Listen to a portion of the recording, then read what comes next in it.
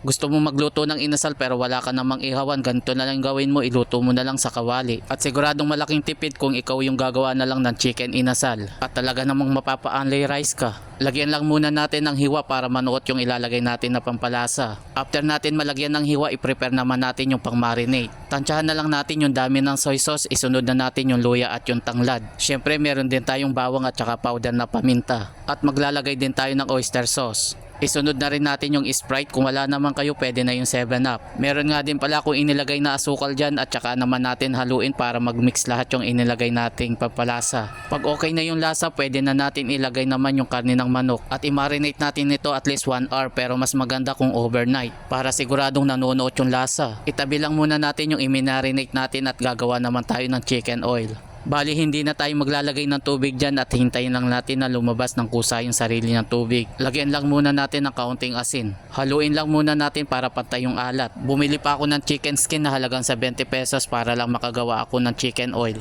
At kung meron naman kayong non-stick na fry pan, yun na lang yung gamitin nyo para maiwasan na dumikit. After ng ilang minuto, heto na nga at nag-i-start na lumabas yung sarili niyang mantika. Lutuin pa natin ito ng ilang minuto para lalong lumabas lalo yung mantika. Kapag medyo crunchy na yung chicken skin, pwede nang hanguin. Gumawa lang kayo ng sausawan na suka na may bawang at paminta, meron na kayong ulam.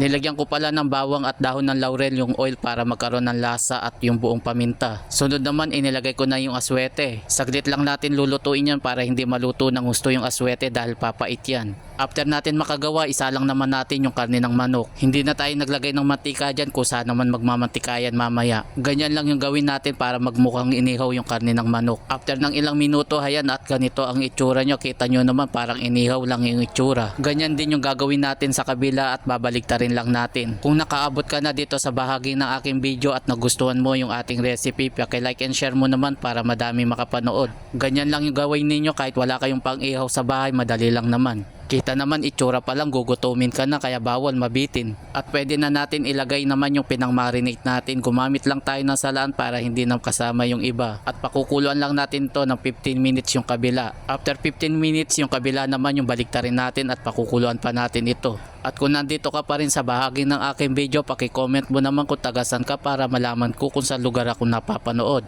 After 15 minutes, tsaka naman natin bawasan yung ginamit natin pang marinate. At yung ginawa natin chicken oil, pahira naman natin yung karne ng manok. Pagka ganito, medyo bawasan nyo na lang yung lakas ng apoy ninyo para maiwasan yung pagkasunog ng karne ng manok. Diba kahit sa bahay lang makakagawa ka ng inasal gamit lang yung kawali. Hindi mo na kailangan pumunta ng fast food para lang makakain, kahit sa bahay lang makakagawa ka. After nga ng ilang minuto, heto na nga at luto na yung ating chicken inasal sa kawali. Paano mga lods, hanggang dito na lang muna at maraming salamat po sa inyo. At sana nagustuhan ninyo yung ating recipe ngayon.